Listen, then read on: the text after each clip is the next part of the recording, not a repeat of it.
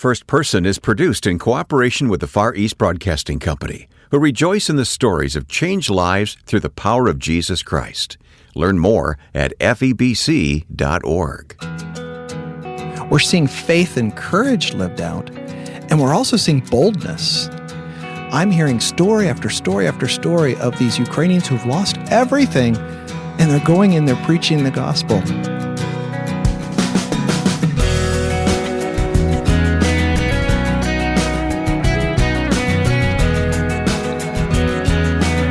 Coming up now, you'll meet Don Parsons, who's been on the scene in Poland since the start of this year's war in Ukraine, helping thousands of refugees. Welcome to First Person. I'm Wayne Shepherd. Looking forward to sharing what Don has learned with you. We'll start the conversation in a moment. This weekly program is produced in cooperation with the Far East Broadcasting Company and is here to share the stories of people whom God is using to build His kingdom. Through the years, we've produced hundreds of interviews, and they're all available online at firstpersoninterview.com. If you enjoy this interview format, take time to scan the list and listen. You can download them easily by using our free smartphone app, First Person Interview. Since Russia's devastating attack on Ukraine many months ago, Don Parsons of Mission Eurasia has been on the ground in Poland, assisting refugees who immediately started pouring over the border.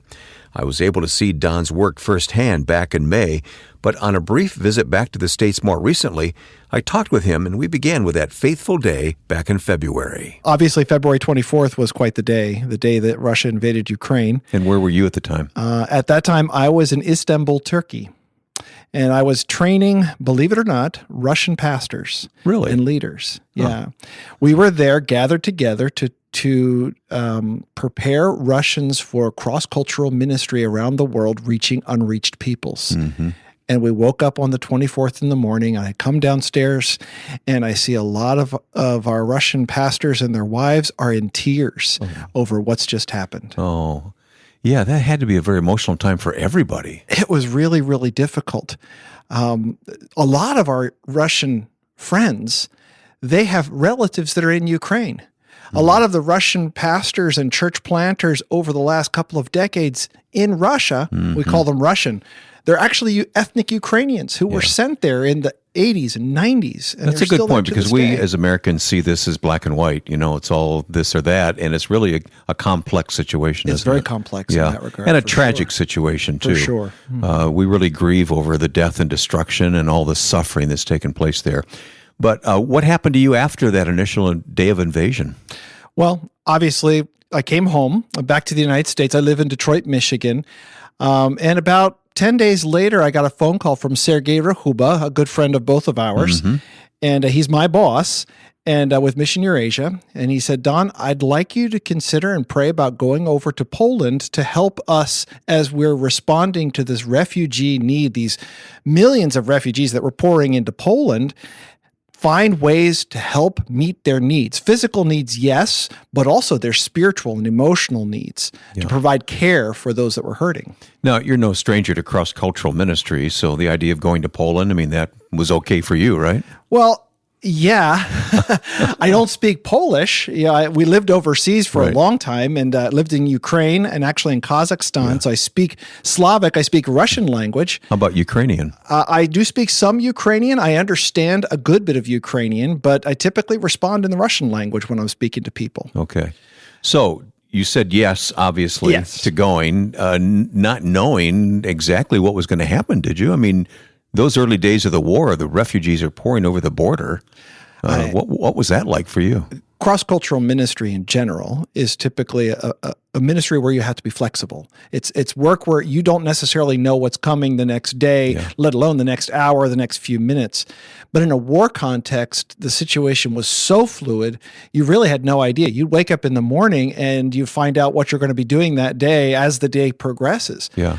Going over to a refugee center in downtown Warsaw, where there's 4,000 refugees on cots, going in there and just asking the Lord, what are we going to do? Who are we going to talk to? How are we going to help different people that are in this place, person by person by person, laying next to each other, or sitting next to each other on these cots? Yeah. You just don't know how you're going to help and what doors the Lord is going to open, and you just ask Him for wisdom and direction. And you found some partners to carry on the ministry to these refugees. Absolutely. As a matter of fact, that's the way Mission Eurasia works. We really don't work, as it were, as independent entities, always working in partnership. And we work in partnership, in tandem, alongside, or maybe even under the national church. And there are Ukrainian churches in Poland. And these Ukrainian churches were mostly planted in the last 5 or 6 years, largely as a result of the first war, when Russia invaded in 2014. In 2014, the Crimean annexation and the Donbass region, and a lot of refugees came out. And churches ended up being planted. And they're mostly planted alongside of Polish churches. And so the church that we're partnering with personally, the one that we're directly connected to in Warsaw, is a Ukrainian Baptist church. It meets on Sunday afternoon in the same building as the Polish church. And when the war started, the church probably had 200 people attending just before the war started. Mm-hmm. And within just a few weeks, the church was up to 500 or 600 people attending every week, just the church service. And I was able to visit there in May with you and others. And by that time, I mean, things were full-fledged refugee center, ministering to these refugees through that church, the Ukrainian Baptist church there. The church grew. I understand other churches have sprung out of that. Is that true? That's right. That's right. When we saw a church with 600 people, but only enough seats for about 400 or maybe 450, you immediately think to yourself, how are we going to serve the needs of believers? Because that's the ones who were coming at that point in time. Mm-hmm. So we thought, well, if we can do some church plants, we can go out, have it in different locations, and then we can even have more capacity for reaching those who don't know Christ. And so out of that church alone, 2 new church plants have been established just in the last few months. That's amazing. One just a few weeks ago. I was at the dedication of that service, Salvation Church. Cerkov Spasienia. Yeah, I saw some pictures online of that. Yeah. It looked incredible. We'll talk more about the ministry of the Ukrainian church there in Warsaw. But just generally, the Polish people, did it surprise you the way they opened their country and their hearts? And does that continue now that it's dragged on for months and there's no end in sight? The answer to your first question, for sure. The Polish people were very, very welcoming and continue to be welcoming of the Ukrainian refugees. They opened up their homes. You had Polish people who would go down to the border in their cars. They would put up signs and said, we can drive you to wherever you need to be driven to, or housing available. They were offering rooms in their own homes, in their apartments, and so forth. Sounds wonderful. They were offering food, anything that they could do to try to help the Ukrainian people. Mm-hmm. And it was amazing just to see that warmth. They were so appalled and continue to be so appalled at the invasion of Russia of Ukraine, and they have that shared link with Ukraine. There's an ethnic connection. There's historical connections. Ukraine, part of Ukraine was Polish territory many, many years ago, and there's a real kinship there. The Polish people receive them, but they're still very accepting of Ukrainians, but it's getting old.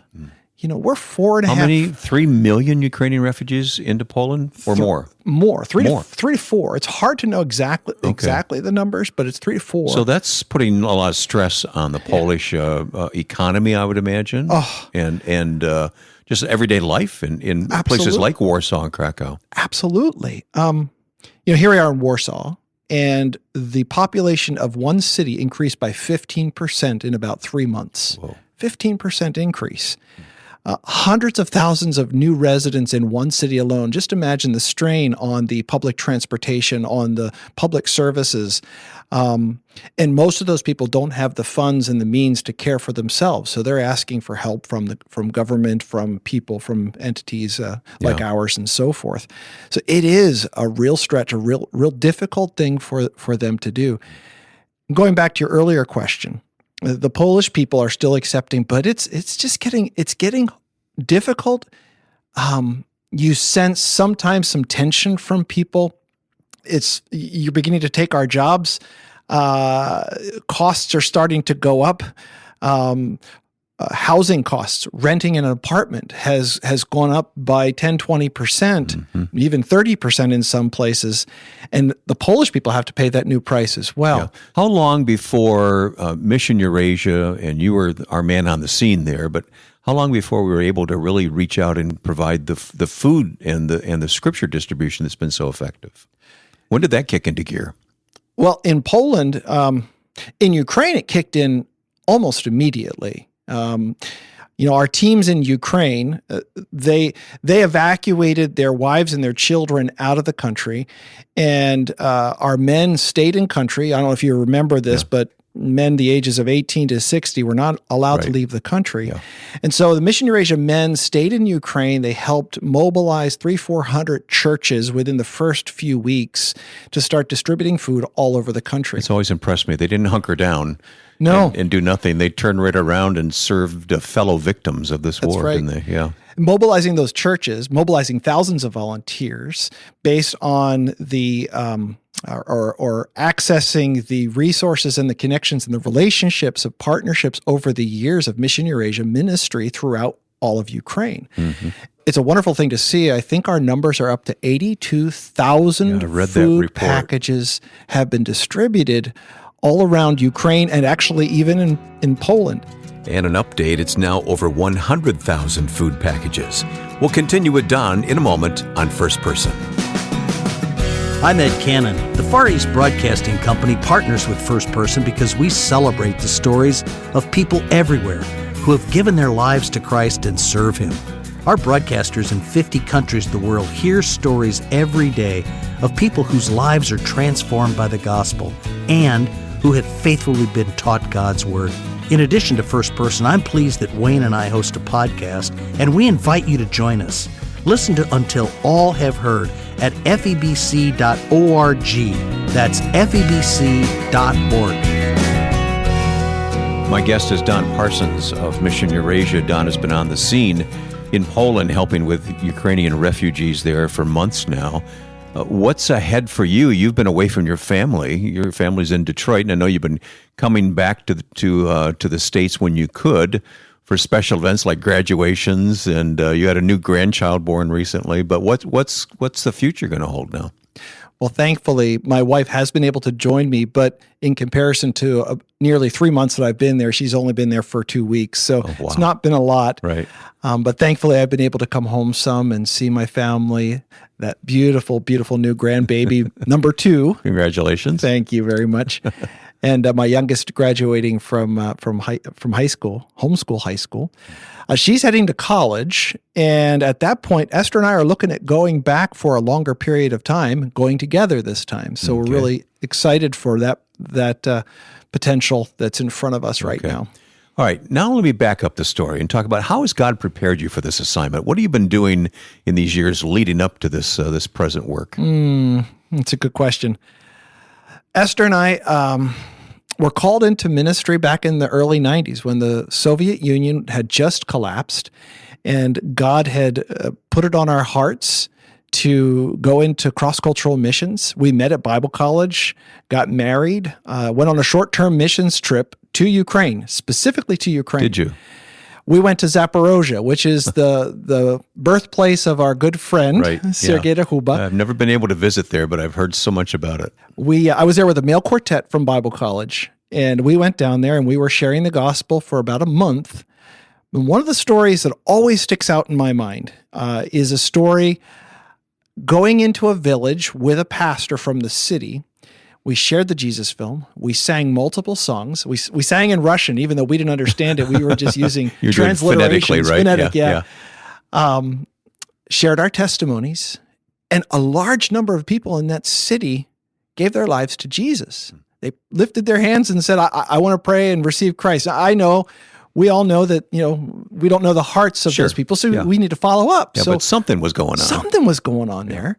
And here we are. By the way, we're standing on a platform, and behind us is a mosaic of Lenin, and we're preaching the gospel of Jesus. I love it. But we asked the pastor, we're going to need to follow up with these people. Who are you going to send out here to follow up? This was all through translation at that time. Mm-hmm. And he looked at me and he said, Don, we don't have anyone to send out here. He says, you and Esther need to come back. You're college students at this point. We're college students at that point. We're still juniors in college at that point. And that was probably one of those key first steps or first moments of call, you might say, into our lives towards missions. In 1997 then, so I served at a church in the Detroit area as an intern and as an associate. It became a great learning ground for me. Is that Highland Park or another Highland church? Park Baptist Church. Okay, That's right. Highland Park Baptist Church. And Highland Park became our sending church. And in 1997, we were commissioned. I was ordained, and we were sent out to the field. Learned language, became church planters. God opened up the door for us to plant a church right in the city of Kiev. And that's the place where we really fell in love with the Ukrainian people. That was the time.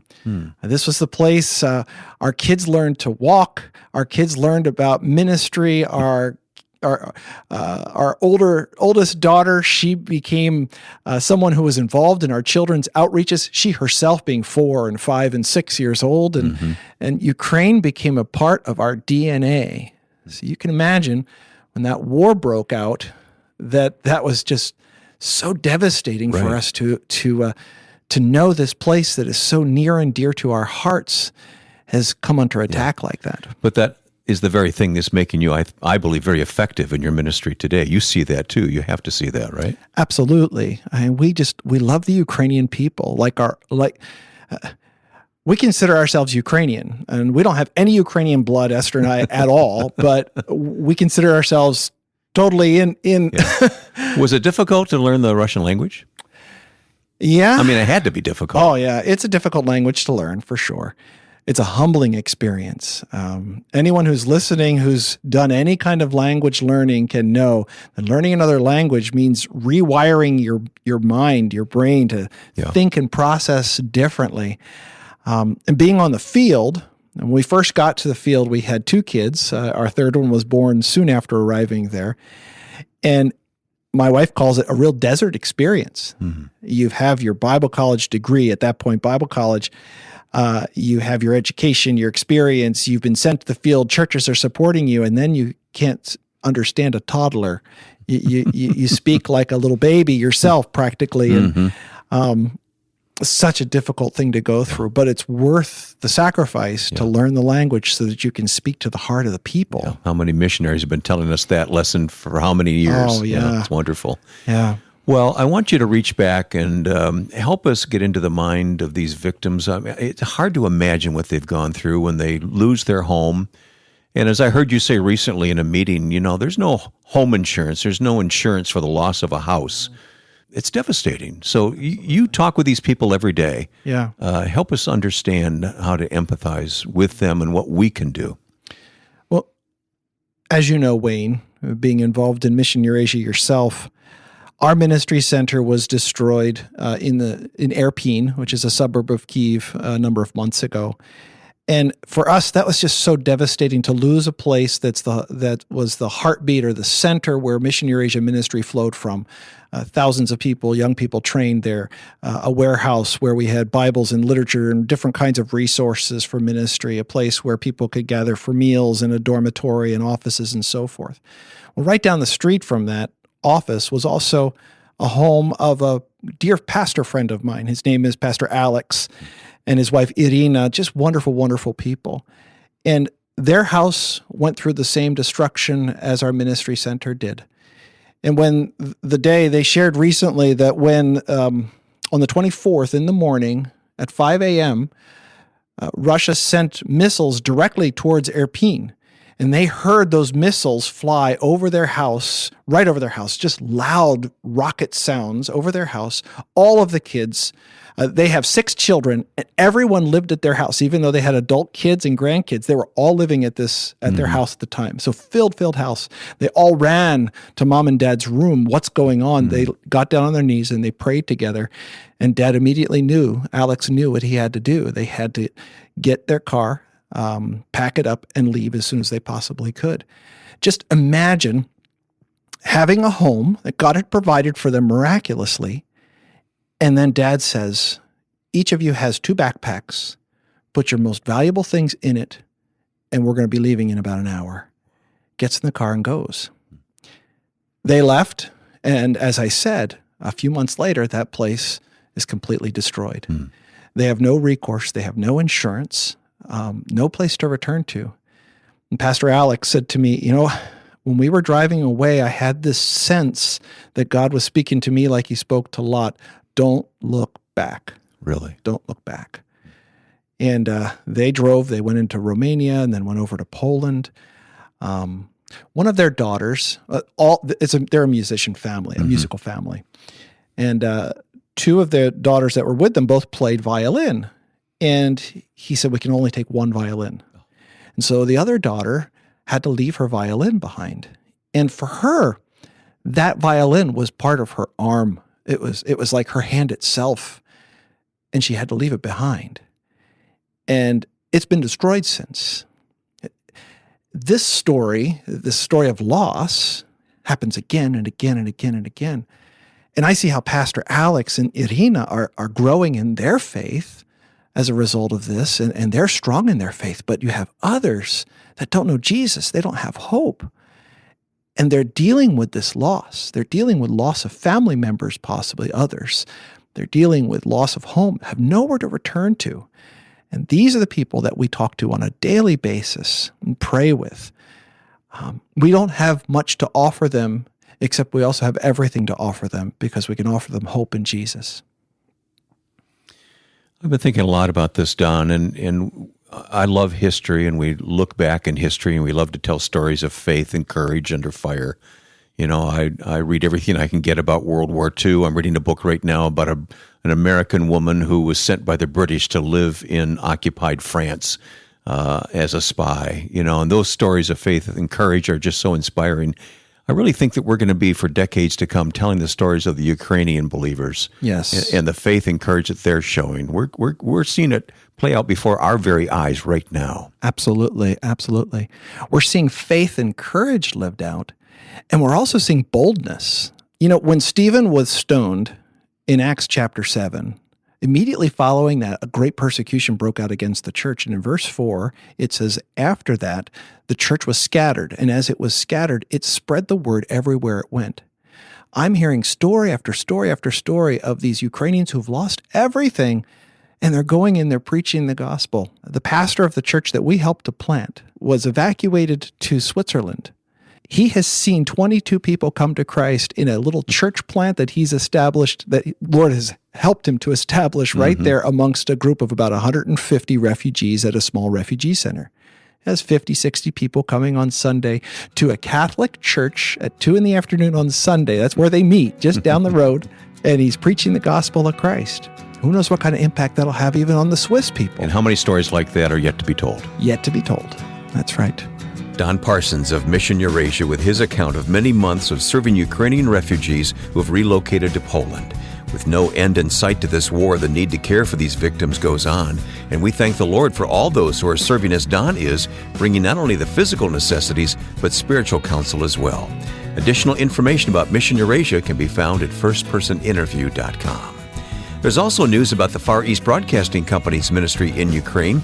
Radio M, as FEBC's radio stations in that country are called, is now on the air in Kyiv.